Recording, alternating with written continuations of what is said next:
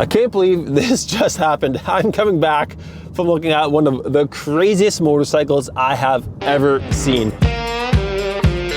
I heard about this thing years ago, and honestly, I was starting to think it was just a myth, a thing of legend. It is half ingenuity, half redneck engineering with one purpose in mind, to go really, really fast. And I just bought it. Behold. Most people would be excited about this 74 H2. This here is what I'm excited for. That, to me, is the prize. And when you've played with Kawasaki triples as much as I have, what gets more exciting than a standard H2? A standard H2 with two motors.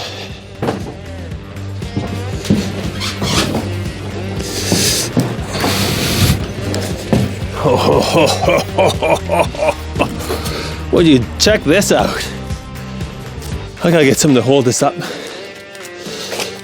Wow.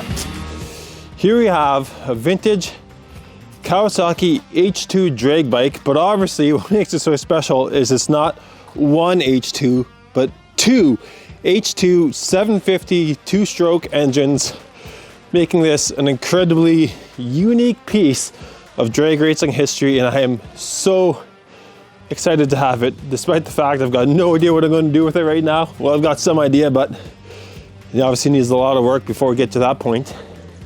So this thing is absolutely out of control. It's like half engineered, half like garage built redneck engineering. Like it's got a little bit of everything.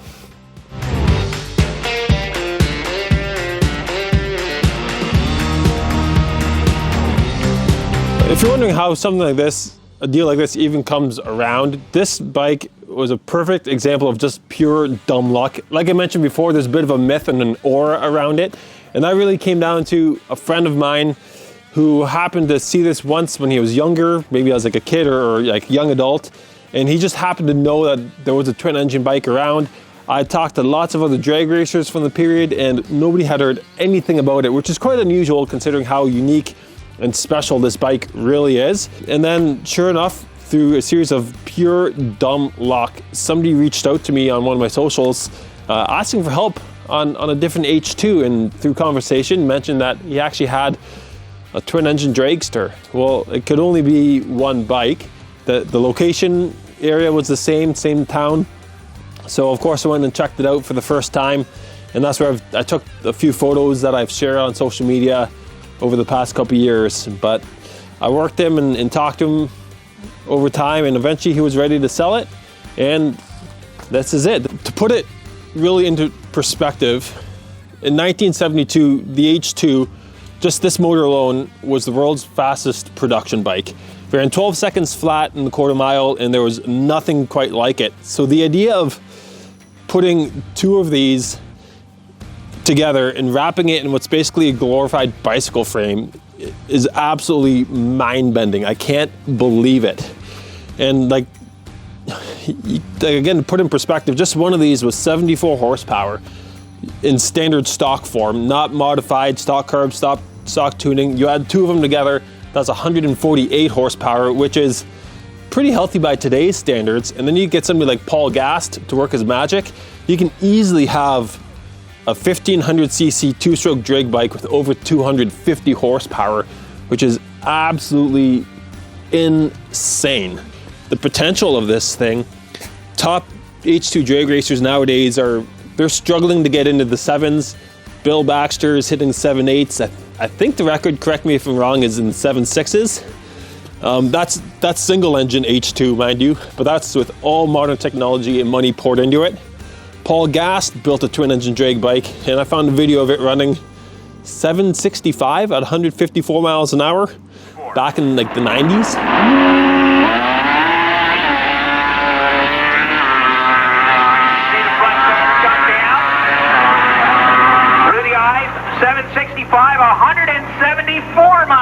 So obviously having the additional motor gives you a huge advantage, most likely off the line. If you get over here, I want to show you guys how the running gear on this works, because this might be the scariest thing of it all.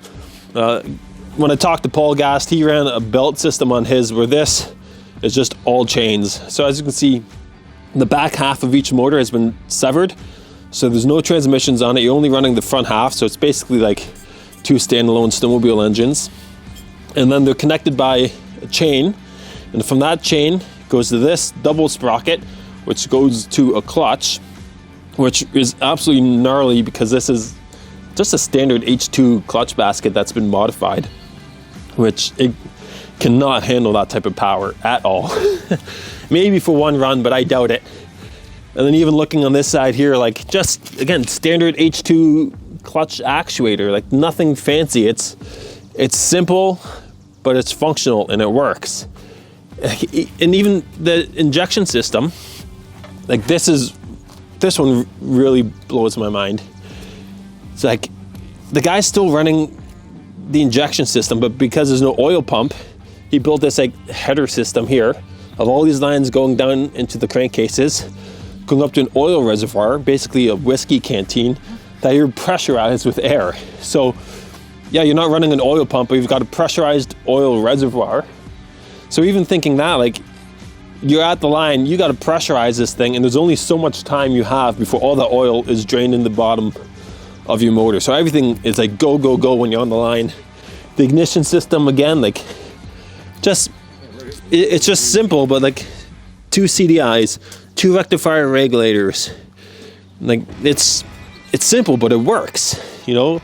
And then another cool thing I want to show you on this, actually, there's so many cool things. I don't even know where to start, but like the back brakes, kind of getting back to that backyard redneck engineering, like stock standard master cylinder, stock standard brake caliper, standard brake rotor, but all adapted to run off this rear system using an old shift lever, which it seems really hokey, but it works. And you know, if you're a drag racer or competitor, you're going to use what you got around you to build one of these bikes, you know, especially, I don't know exactly when this was built, but yeah, like if it works, why wouldn't you run it? So to fire this one up, what I imagine, there'd be one or two ways. One, he had an external starter, which actually, here's a good example of one here. It came with the bike, although I don't believe it was actually used on this bike, but you'd get something like this that would go into the side of the motor, and it's an old car starter that's modified. Or you put it on a set of rollers that's powered by a motor, and then you bump start it that way. I don't know if any of you guys have seen anything like this or know any drag racing history. The frame, in my opinion, looks like it's a professional purpose-built frame. So if anybody out there knows anything about this type of drag race nostalgia, please reach out. I would love to learn more about it. My intent is with this project to get it running, take it down the strip, see what it does. I'm no Paul Gast, but I'll definitely be going down with a smile on my face, that's for sure. Actually, again, another thing I just noticed, speaking of the frame, the fuel tank. This is the fuel tank, this backbone of the frame. Fuel goes on the top there, comes out the stock petcocks here. Like, just wild. It's just wild. Again, that's racing. Everything is purpose built. There's nothing on here that doesn't have to be here. Everything has a function. Whether or not it functions as good as it could, to be determined, but it's wild. It looks scary now. I mean, I'm sure it looks scary when it's done. Gotta give this a go. Oh man. Jeez Louise. I'm cramping up.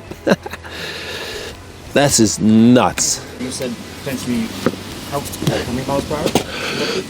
So Paul Gast's twin engine, I saw a video of it hitting 154 miles an hour, but that's a Paul Gast bike. I'm not even going to pretend that I'll be able to do that with this.